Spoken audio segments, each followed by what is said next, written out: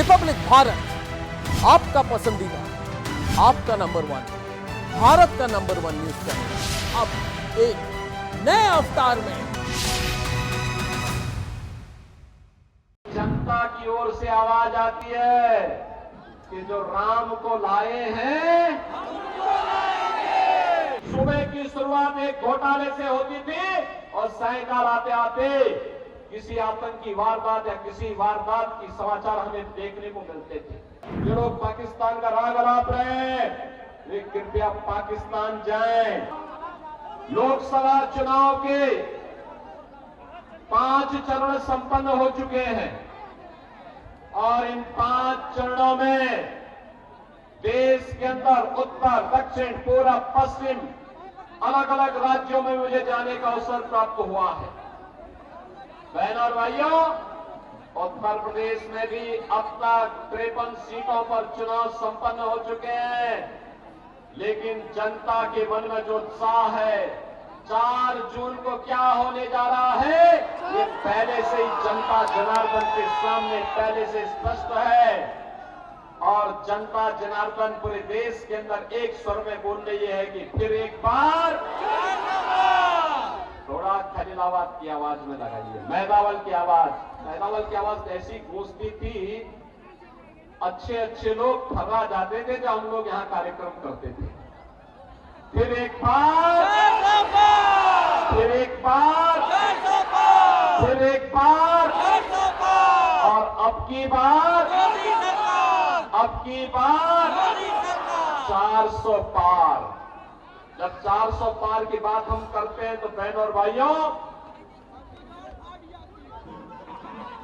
Samajwadi party को 400 सीटों पर चुनाव भी नहीं लड़ रही है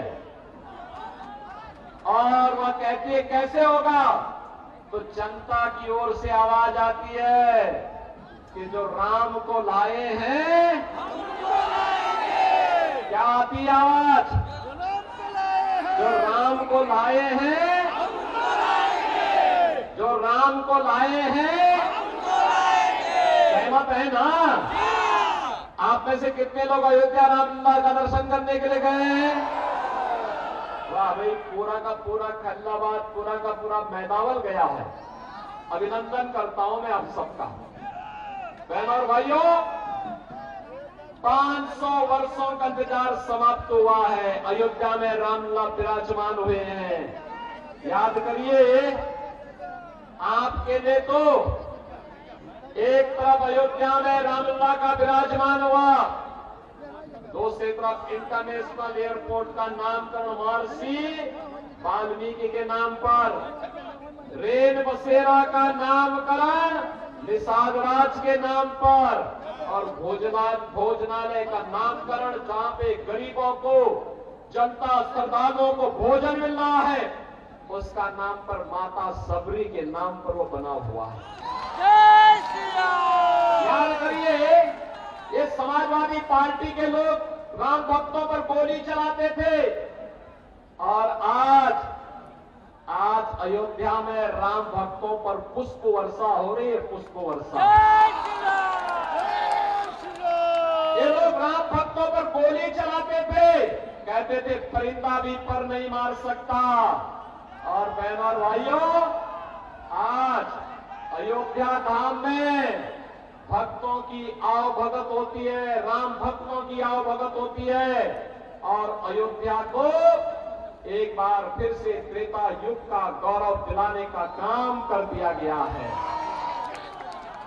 ये समाजवादी पार्टी राम भक्तों पर तो गोली चलाती है और जिन आतंकवादियों ने राम मंदिर पर आतंकी हमला किया था उनके मुकदमों को बेशर्मी के साथ वापस लेने का काम करती है। और इसीलिए आज मैं आपके पास आया हूं कि बहन और भाइयों, आज जो एक परिवर्तन आया है कि राम मंदिर भी बनेगा, काशी में काशी विश्वनाथ धाम भी बनेगा, और साथ साथ आज जो एक परिवर्तन देश के अंदर आपको देखने को मिल रहा है कि दुनिया के अंदर सम्मान बढ़ा है, देश की सीमाएं सुरक्षित हुई हैं, आतंकवाद और नक्सलवाद का खात्मा हुआ है और विकास के बड़े बड़े कार्य हो रहे हैं, highway, railway, medical college, IIT, IIM, AIIMS, Gorakhpur में एम्स बन गया है, फर्टिलाइजर कारखाना फिर से चालू हो गया है, नए नए उद्योग लग रहे हैं, पर्यटन के नए केंद्र के रूप में बाबा तामेश्वर नाथ का धाम भी विकसित हो रहा है और संत कबीर नगर की पावन महानिर्वाण स्थली को कबीर पीठ के रूप में एक बार शोध और इनोवेशन के नए केंद्र के रूप में विकसित किया जा रहा है। योगी आदित्यनाथ भैया, प्रतिभा का पुराना बर्तन उद्योग वन डिस्ट्रिक्ट वन प्रोडक्ट में फिर से पुनर्जीवित हो रहा है। और यही नहीं, आज तो विकास के साथ साथ गरीब कल्याणकारी योजनाएं, याद करिए समाजवादी पार्टी के समय में लोग भूख से मरते थे, दवा के भाव में दम तोड़ते थे, किसान आत्महत्या करता था, नौजवान पलायन करता था, बेटी और व्यापारी की सुरक्षा खतरे में थी, सुबह की शुरुआत एक घोटाले से होती थी और सायंकाल आते आते किसी आतंकी वारदात या किसी वारदात की समाचार हमें देखने को मिलते थे। आज 80 करोड़ लोगों को मोदी जी के नेतृत्व में फ्री में राशन की सुविधा का लाभ प्राप्त हो रहा है। 80 करोड़ लोग फ्री में राशन 4 वर्ष से प्राप्त कर रहे हैं। मोदी जी ने कहा है अगले 5 वर्ष तक लगातार जारी रहेगा। बहनों और भाइयों, जो लोग आज पाकिस्तान का राग अलापते हैं, मैं उनसे कहना चाहता हूं कि पाकिस्तान के अंदर 23 करोड़ लोगों का पेट नहीं भर पा रहा है वहां की सरकार। वहां पे 1 किलो आटा के लिए कैसे छीना झपटी होती है, जैसे मोहल्ले के अंदर कुछ जीव रोटी के टुकड़े के लिए आपसी छीना झपटी करते, ये स्थिति आज पाकिस्तान के अंदर आप देखने को मिल सकता है। और इसीलिए मैं कह रहा हूं, जो लोग पाकिस्तान का राग अलाप रहे हैं, वे कृपया पाकिस्तान जाएं। पाकिस्तान में भीख मांगने के लिए उनको अवसर जरूर हो जाएगा। वहां उनको भीख भी नहीं मिलने वाली है। 60 करोड़ लोग 5 लाख रुपए की आयुष्मान भारत की सुविधा प्राप्त कर रहे हैं। गरीब के लिए जनधन अकाउंट खुल गया है। पेंशन से लेकर के सरकार का मुआवजा या कोई भी आपदा का राहत का पैसा सीधे आपके अकाउंट में आ रहा है। बीच में कमीशन खोरी बंद। 12 करोड़ किसानों को किसान सम्मान निधि देश के अंदर मिल गया। 12 करोड़ गरीबों के घर में शौचालय बन गए। 10 करोड़ गरीबों के घर में उज्ज्वला योजना के कनेक्शन आ गए। और हमने यूपी में तो व्यवस्था की